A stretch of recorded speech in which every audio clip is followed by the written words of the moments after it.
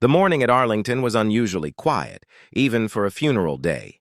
A thin veil of mist clung to the rolling green hills, softening the endless rows of white marble headstones that glimmered in the pale light. The air smelled faintly of rain and gun oil. Beyond the main gates, sleek black cars arrived one by one, their flags fluttering gently in the cold October breeze. At the far edge of the sidewalk, an old man made his slow approach. His coat was too big for his frame, shoulders sagging under the weight of years and memories. In his right hand, he held a wooden cane that clicked against the pavement in a steady, patient rhythm. In his left, he clutched a small velvet box, its edges frayed, its color faded to a tired brown. He paused at the tall iron gate, catching his breath, his eyes wandering to the distant flags and the neat formation of soldiers standing guard. His lips trembled slightly as he whispered to himself, "He finally made it home." Two young guards in immaculate dress uniforms stood by the entrance. Their posture was sharp, expressions professional but detached. As the old man approached, one of them stepped forward. "Good morning, sir. This area is restricted today. May I see your pass or invitation?" The old man blinked, taken aback. "I don't have one," he said softly. "I just came to say goodbye." "I served with the general." The guard frowned, exchanging a quick glance with his partner. "Served with him? When was that, sir?" The old man hesitated, his gaze drifting past the young soldier toward the distant ceremony. "Vietnam, 68.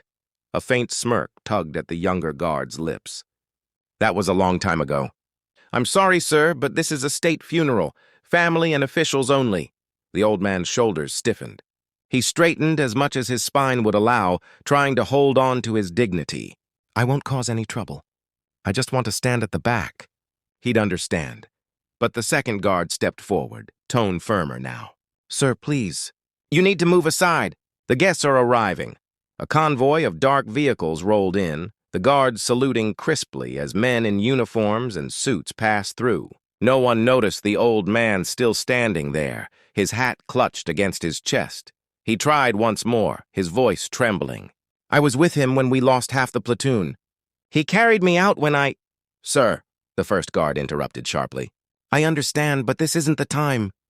For a moment, silence stretched between them. Then the old man gave a faint, tired smile, the kind that hides more pain than words ever could. "You're right, son.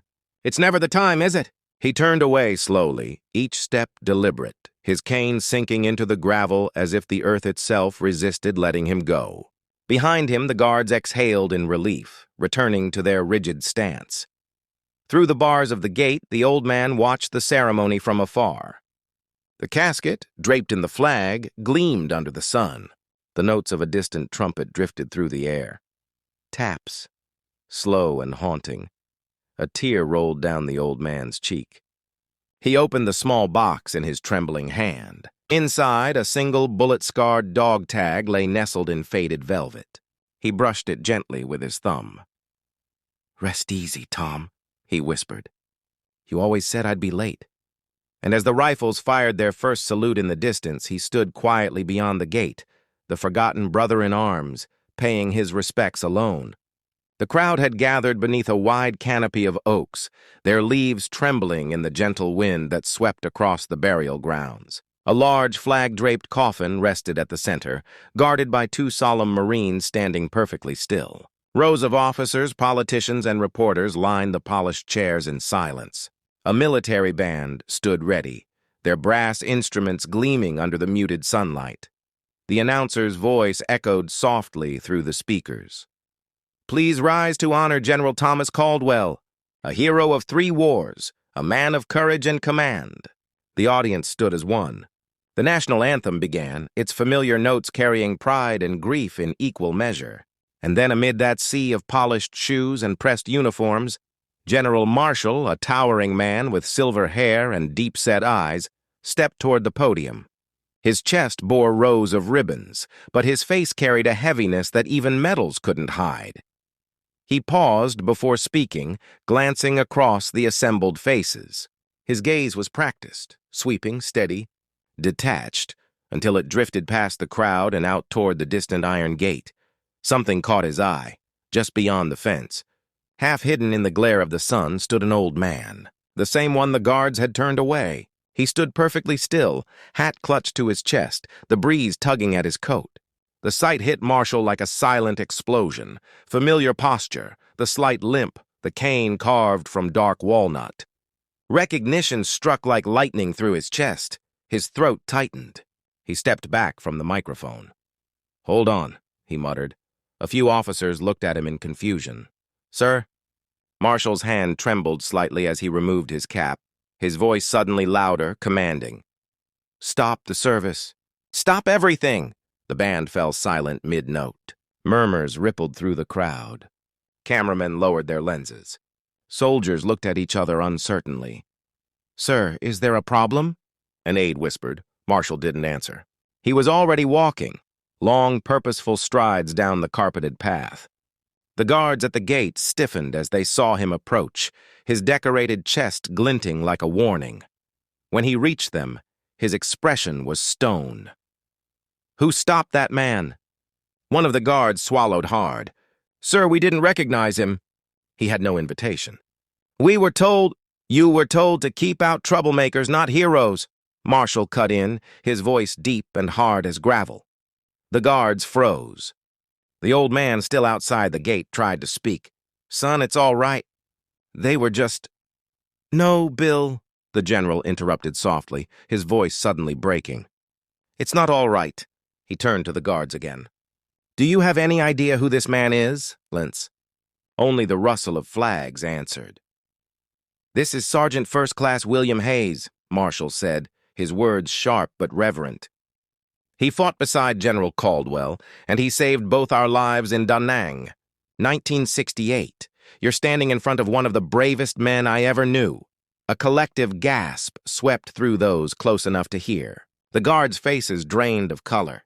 The younger one stammered, "Sir, we thought—" Marshall raised his hand. "You thought he was no one because of the way he looked. Because time wore his uniform away. You'll remember this day, gentlemen, and so will I." He turned back to Hayes, eyes misting. The old man tried to stand straighter, embarrassed by the attention.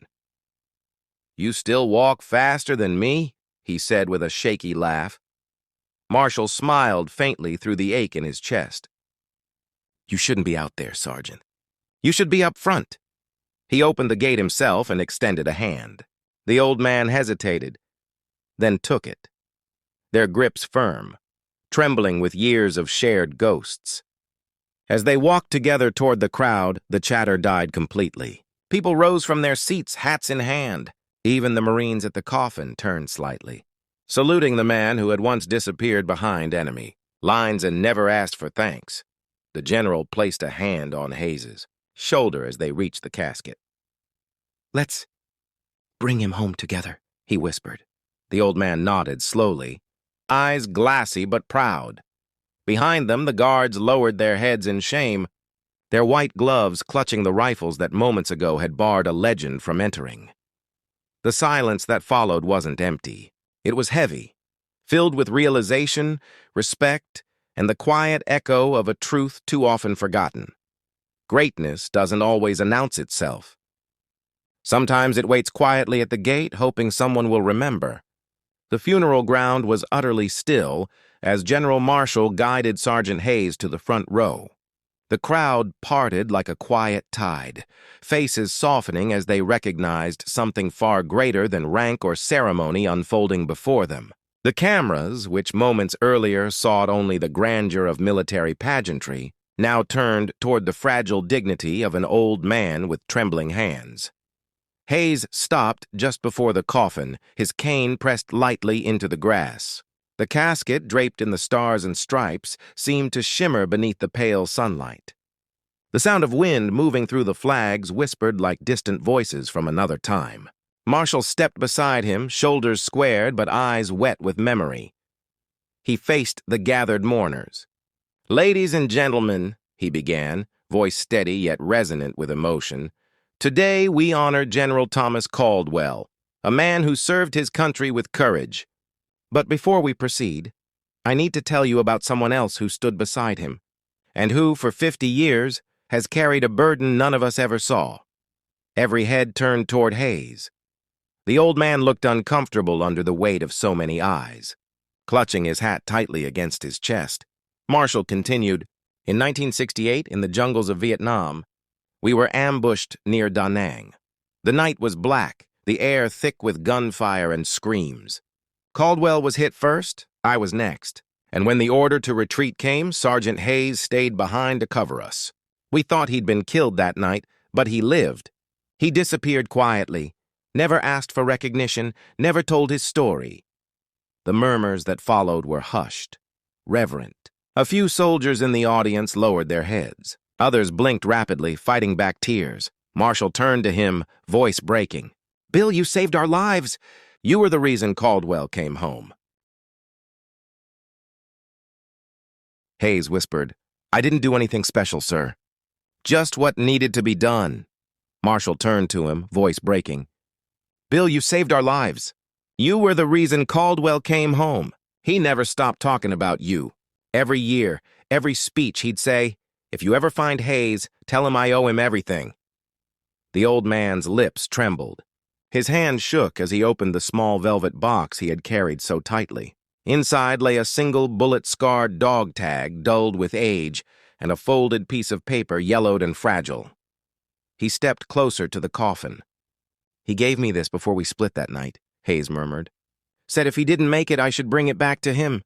Guess I'm a few decades late." He placed the dog tag gently atop the flag, the metal clinking softly against the polished wood. The crowd stood frozen. A woman, Caldwell's daughter, began to weep quietly in the front row. Marshall cleared his throat, signaling the honor guard.